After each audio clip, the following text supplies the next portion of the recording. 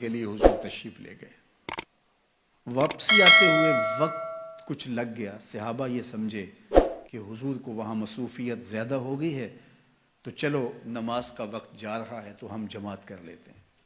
تو جماعت شروع ہو گئی. حضرت ابوبکر صدیق رضی اللہ تعالی عنہ کو مصلی پہ کھڑا کر دیا گیا.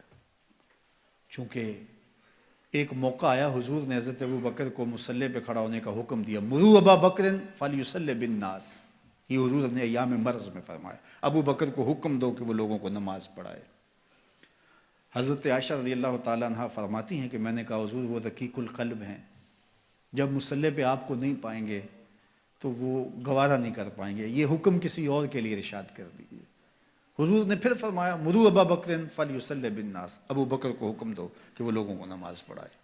کہتے ہیں میں نے پھر یہ بات کہی. جب تیسری مرتبہ ہوئی تو حضور غصے میں آ گئے. فرمایا کسی قوم کے لیے مناسب ہی نہیں کہ ابو بکر ان کے اندر رہتے ہیں اور امامت کوئی اور کروائے.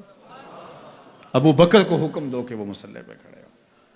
اب یہ موقع بھی ایسا تھا, سب صحابہ نے کہا کہ حضرت آئیے, تو حضرت ابو بکر صدیق رضی اللہ تعالیٰ عنہ مصلی پہ کھڑے ہو گئے. پیچھے صحابہ کی صفیں بند گئی, نماز شروع ہو گئی. اتنے میں حضور بھی فارغ ہو گئے. قبیلے کے صلح کے لیے گئے تھے, کام ہو گیا, حضور واپس تشریف لائے. دیکھا تو جماعت کھڑی ہے. اب حضور پیچھے جب تشریف لائے تو صحابہ نے دیکھا کہ حضور آ رہے ہیں تو انہوں نے راہیں چھوڑ دی. پچھلی صف سے لے کر مصلی تک صحابہ نے راہیں چھوڑ دی. حالت نماز کے اندر حضور کو پروٹوکول دیا جا رہا ہے, حضور کا استقبال ہو رہا ہے اور حضور کو راستہ مل رہا ہے. اللہ اکبر.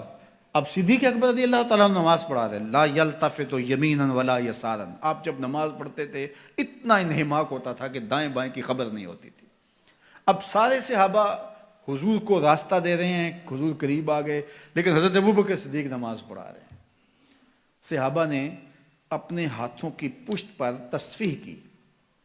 ایک ہوتا ہے تالی لگانا اور ایک ہوتا ہے ہاتھ کی پشت پہ. یہ عرب تعجب کے طور پہ کرتے تھے, آج بھی عرب کرتے ہیں. جب بھی کوئی ایسا فعل ہو تو وہ کہتے ہیں ہاتھ کے پشت پہ جو ہے وہ ایسے ہاتھ پھیرتے ہیں, تصفیح. تو صحابہ نے تصفیح شروع کر دی حضرت ابوبکر صدیق کو مخاطب کرنے کے لیے, ان کو بتانے کے لیے. اب ایک نے کی, حضرت ابوبکر صدیق نماز پڑھاتے رہے, دوسرے نے کی, تیسرے نے کی, حتیٰ کہ اکثر نے ایسے تصفیح شروع کر دی. حضرت ابوبکر صدیق سمجھ گئے کہ کوئی غیر معمولی واقعہ ہو گیا ہے. تو انہوں نے تھوڑا سا غور کیا تو جان عالم کھڑے تھے.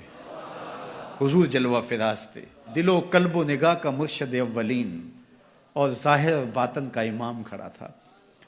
تو حضرت ابوبکر صدیق پیچھے سرکنے لگے. تو حضور نے ہاتھ سے اشارہ کر کے ان کو وہی نماز پڑھانے کے لیے ارشاد کیا کہ تم ہی کھڑے رہو.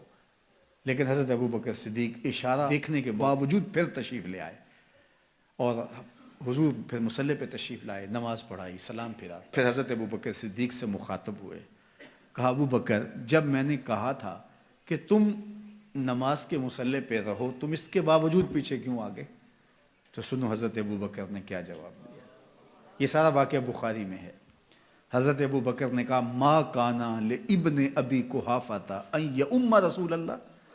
یا رسول اللہ صلی اللہ علیہ وآلہ وسلم, ابو قحافہ کے بیٹے کی یہ جرت کب ہوئی کہ رسول اللہ کے آگے کھڑا ہو کے نماز پڑھائے؟ اللہ اکبر. اب حالت نماز میں حضرت ابوبکر صدیق رضی اللہ تعالی عنہ پیچھے سے رکھ گئے اور حضور مصلی امامت پہ آتے ہیں. صحابہ نے راستہ چھوڑا. یہ ہے رسول اللہ کی تعظیم, یہ ہے رسول اللہ کا پروٹوکول.